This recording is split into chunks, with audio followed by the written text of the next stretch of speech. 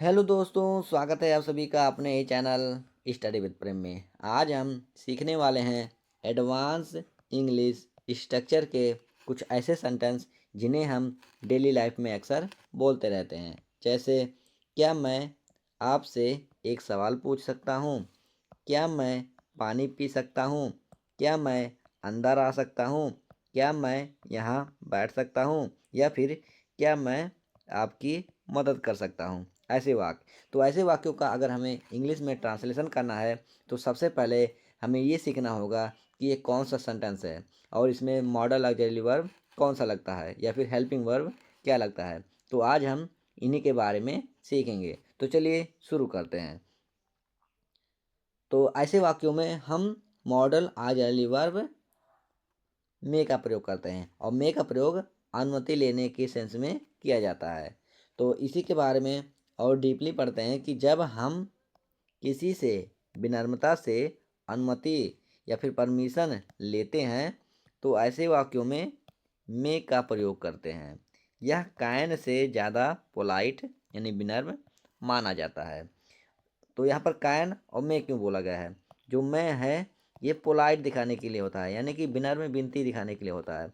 और के का जो काइंड का जो प्रयोग होता है वह सामर्थ्य दिखाने के लिए होता है। यह कोई काम कर सकता है, वह जा सकता है।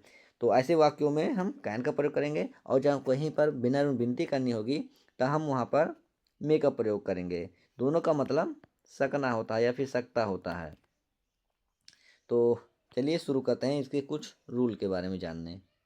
तो सबसे पहला रूल है कि मे का प्रयोग परमिशन या फिर अनुमति लेने के लिए करते हैं, जो भी बताया मैंने। उसके बाद है मे के बाद सब्जेक्ट लिखेंगे, सब्जेक्ट के बाद में वर्ब का फर्स्ट फॉर्म लिखेंगे। और इसका जो स्ट्रक्चर है वह यह है कि सबसे पहले हम लिखेंगे मे का प्रयोग, मे के बाद में लिखेंगे सब्जेक्ट और सब्जेक्ट के बाद में लिखेंगे वर्ब का फर्स्ट फॉर्म और लास्ट में लिखेंगे हम ऑब्जेक्ट। तो चलिए एक एक एग्जाम्पल के माध्यम से हम इसका इंग्लिश में ट्रांसलेशन करना सीखते हैं। तो पहला वाक्य है कि क्या मैं अंदर आ सकता हूँ? तो सबसे पहले हमें लिखना होगा क्या? मॉडल ऑक्सिलरी वर्ब में हो गया। और मे के बाद लिखना है हमें सब्जेक्ट। सब्जेक्ट इसमें क्या है? आई। तो आई हो गया। आई के बाद वर्ब आ सकता, यानी कि इसमें आने का इंग्लिश हो जाएगा क्या? कम। और वर्ब का फर्स्ट फॉर्म ही लिखना है। उसके बाद फिर क्या लिखना है हमें? ऑब्जेक्ट हो जाएगा यहाँ पर इन। तो ये वाक्य आपका कंप्लीट हुआ। और अगला वाक्य है कि क्या मैं पानी पी सकता हूँ? तो यहाँ पर भी सबसे पहले लिखेंगे हम मे और मे के बाद लिखेंगे सब्जेक्ट आई और आई के बाद वर्ब ड्रिंक, पीने का होता है ड्रिंक। उसके बाद ऑब्जेक्ट वाटर। उसके बाद अगला वाक्य है क्या मैं आपसे एक सवाल पूछ सकता हूँ?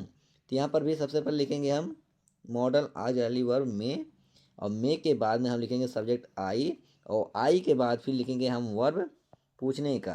तो हो जाएगा आस्क। उसके बाद किससे पूछेगा? यू। उसके बाद क्या पूछेगा? Question a question. उसके बाद है क्वेश्चन मार्क। उसके बाद अगला है क्या मैं यहाँ बैठ सकता हूँ? तो इसका हो जाएगा मे। उसके बाद सब्जेक्ट आई, आई के बाद फिर लिखेंगे हम बैठने का वर्ब सिट। उसके बाद कहाँ बैठता है? हेयर। ये वाक्य आपका कंप्लीट हो गया। उसके बाद अगला वाक्य है, अच्छा समाप्त हो गया। तो अगर ये वीडियो आपको अच्छा लगा हो तो कृपया करके लाइक शेयर और सब्सक्राइब करना ना भूलें। मिलते हैं अगले वीडियो में, तब तक के लिए जय हिंद।